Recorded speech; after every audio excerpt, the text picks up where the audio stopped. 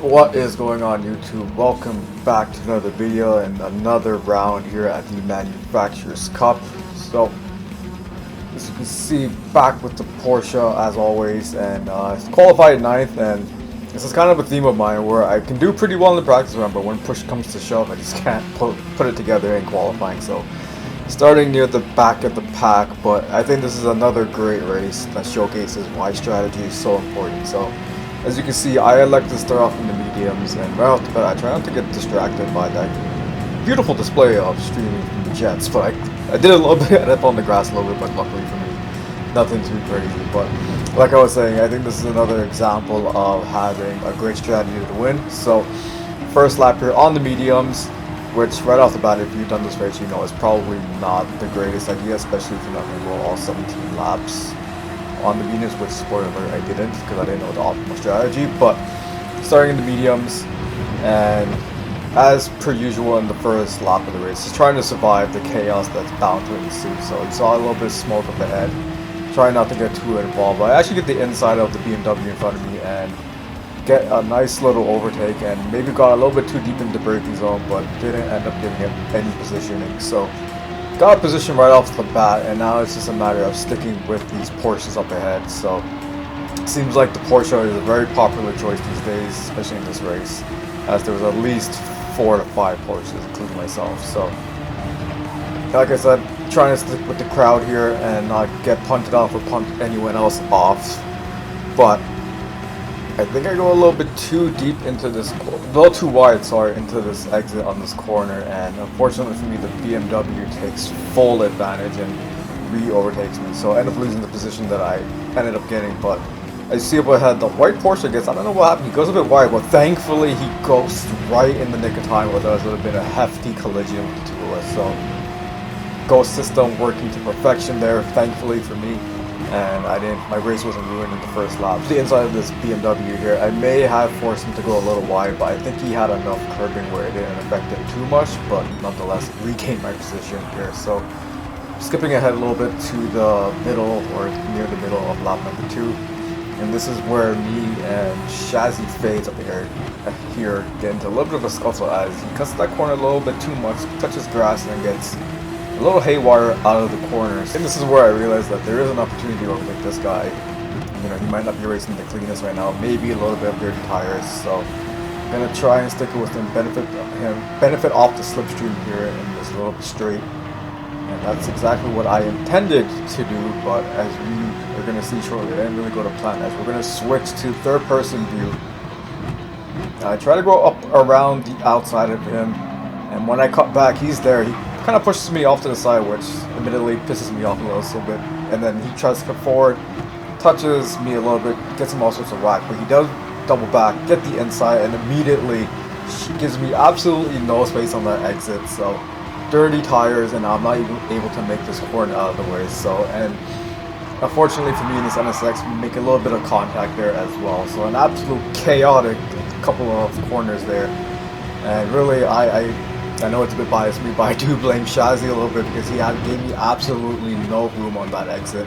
If anything, he was kind of forcing me out on the outside there, and as we come out of that straightaway, I lose another position to this Porsche here who got the inside. But race pretty stagnant at this point. We're going to actually skip ahead to lap 14. As you see, I go wide there on that same corner. That one's entirely my fault, obviously. Get a penalty, and it really screwed me over because I understeered right into the barrier of the pit, which is not how you want to enter the pits, and ultimately I finished a very disappointing 11th place. But we're going to skip ahead to race number 2 in my second attempt, and now that I know the optimal strategy, I go straight to it. So as you see, starting off on the hards, and towards the end of lap number 1, we got a couple of cars ahead with penalties, but I'm not going to take advantage at all. I'm just actually going to skip right into the pit lane here because I think that's the optimal strategy. Start with the hards, get them out of the way, and finish the rest of the race on the mediums, which I think will last all 17 laps. So out of the pits, I drop all the way to 15th, but my brake bias is set all the way to the rear, so I try to save the front tires as much as possible, and I think I'll be able to make these mediums last. So that, as you can see, lap number 11 here, front left tire about halfway done, But here is where I make a conscious effort to try and overtake the Porsche in front of me, because I know that if I stay within his dirty air, that front left tire is just going to wear all the more quicker. So he gave me a little bit of an inside advantage there. I fully take advantage. I think he was on the hards here, so able to outbrake him, brake a lot later, and I'm able to go up around the outside of him here. Like I said, I'm fully aware that if I stayed in battle with him, not only was I going to slow myself down, I was going to increase the wear rate of that front tire. So had to overtake him as quickly as possible, and I was able to do it quite cleanly and not hold myself up too much. So quite optimal there.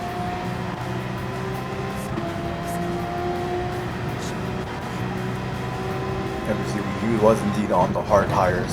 So everyone, I think, in this race had a bit of a different strategy, up in the air as to what works. But as you can see, lap number 17, I made it all the way to 5th place, exactly where I started when I entered the pit lane. So made my progress back up, and now it's just a matter of trying to catch anyone up. I don't know if anyone has pitted or what tires they are on or how their condition is, but as you can see, my front left tire is near death. So I'm gonna try to drag it all the way to the end of this race. So we're actually gonna skip right to near the end of lap number 17. As you can see, a couple of guys entering the pit lane chose to do the opposite way I did. They started on the mediums, 17 laps, and just end on the hard. I obviously started on the hard and wanted to finish the race on the mediums.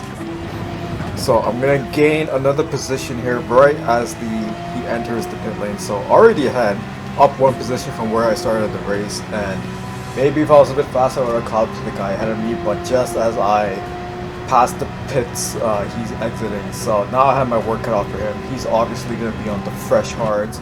My mediums, especially that front left, is near death. So I'm going to have my work cut out for me here in this last lap to see if I'm going to be able to overtake him. So let's just watch this out and see if I'm able to catch up with him. As you can see there, yep, fresh hards on the Lambo. So what's going to be better here? Very worn out mediums or fresh hards?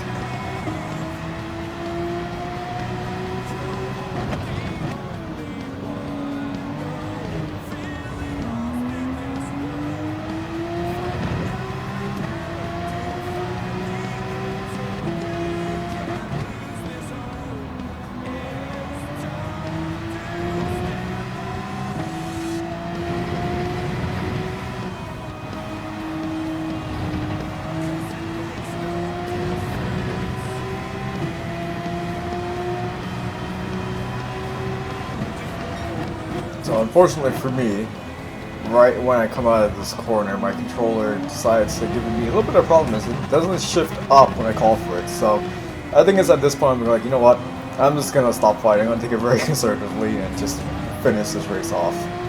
And very interestingly enough, you see the Canadian Sneed finishes in first place, but check this out.